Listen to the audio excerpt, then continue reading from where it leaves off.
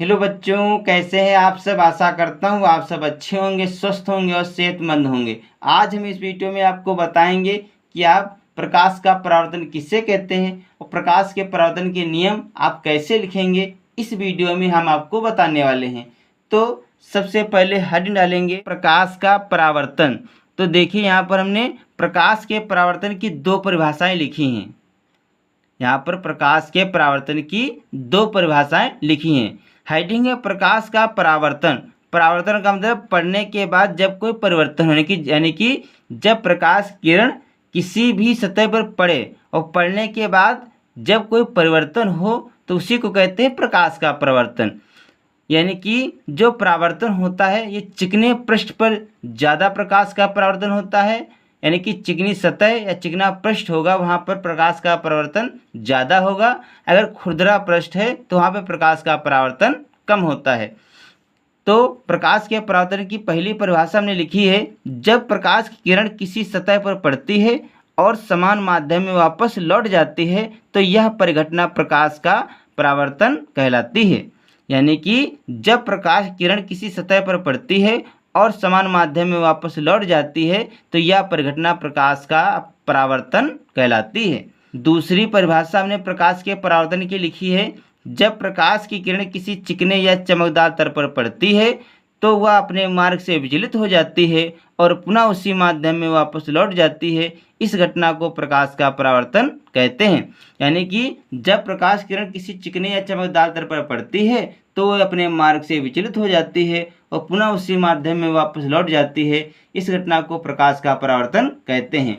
उदाहरण के तौर पर समझें तो आप एक शीशा लीजिए और एक व्यक्ति को आप अपने सामने खड़ा कीजिए और शीशों को सूर्य की तरफ कीजिए। जब आप देखेंगे सूर्य किरणें शीशे में पड़ती हैं, आप उस शीशे को जो सामने व्यक्ति खड़ा है उसके चेहरे पे लगाएंगे। जब वो देखेगा शीशे की तरफ तो उसको झिलमिल झिलमिल सा प्रतीत होगा, यानी कि उस शीशे पे प्रकाश किरण पड़ती हैं और पड़ने के बाद क्या होती हैं, विचलित हो रही होती हैं। इसीलिए जब आप देखते हैं तो आपको ऐसा लगता है कि आपको शीशे पे झिलमिल झिलमिल सा प्रतीत होता है, यानी कि वहाँ पर क्या होता है, परावर्तन होता है।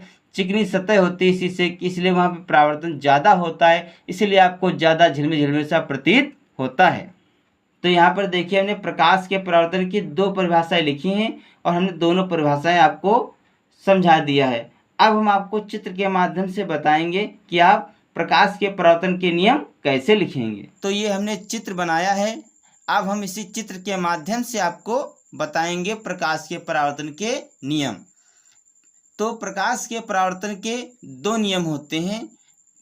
पहला नियम है, चित्र के माध्यम से आपको बताते हैं, ये है आपतित किरण, ये है परावर्तित किरण, ये है अभिलंब, ये है तल। यानी कि ये है आपतित किरण, ये हमारा है समतल दर्पण। ये कौन सा दर्पण है, समतल दर्पण है। ये आपतित किरण आती है और इस दर्पण पर पड़ती है, पड़ने के बाद परावर्तित हो जाती है। ये क्या है, हमारा अभिलंब। तो प्रकाश के परावर्तन का पहला नियम होगा आपतित किरण, कामा परावर्तित किरण तथा अभिलंब तीनों एक ही तल में होते हैं। यानी कि प्रकाश का परावर्तन का पहला नियम है आपतित किरण, कामा परावर्तित किरण तथा अभिलंब तीनों एक ही तल में होते हैं। अब आपको बताते हैं प्रकाश के परावर्तन का दूसरा नियम। तो प्रकाश के परावर्तन का दूसरा नियम है आपतन कोण I और परावर्तन कोण R आपस में बराबर होते हैं। यानी कि प्रकाश के परावर्तन का दूसरा नियम है आपतन कोण I और परावर्तन कोण R आपस में बराबर होते हैं। तो हेडिंग डालेंगे परावर्तन के नियम, इसमें लिखेंगे प्रकाश के परावर्तन के दो नियम निम्नवत हैं। इसके बाद हेडिंग डालेंगे प्रथम नियम, इसमें लिखेंगे आपतित किरण, कामा परावर्तित किरण तथा अभिलंब तीनों एक ही तल में होते हैं। अब हम डालेंगे द्वितीय नियम, इसमें लिखेंगे आपतन कोण I और परावर्तन कोण R आपस में बराबर होते हैं। तो बच्चों, इस वीडियो में हमने आपको बताया कि आप प्रकाश का परावर्तन की परिभाषा और प्रकाश के परावर्तन के नियम आप कैसे लिखेंगे, हमने आपको चित्र के माध्यम से समझाया है और लिखना बताया है। आशा करता हूँ कि मेरा वीडियो आपको अच्छा लगेगा। अगर हमारा वीडियो आपको अच्छा लगे तो इसे लाइक, शेयर और सब्सक्राइब जरूर करें। मिलते हैं अगले वीडियो में, तब तक के लिए जय हिंद, जय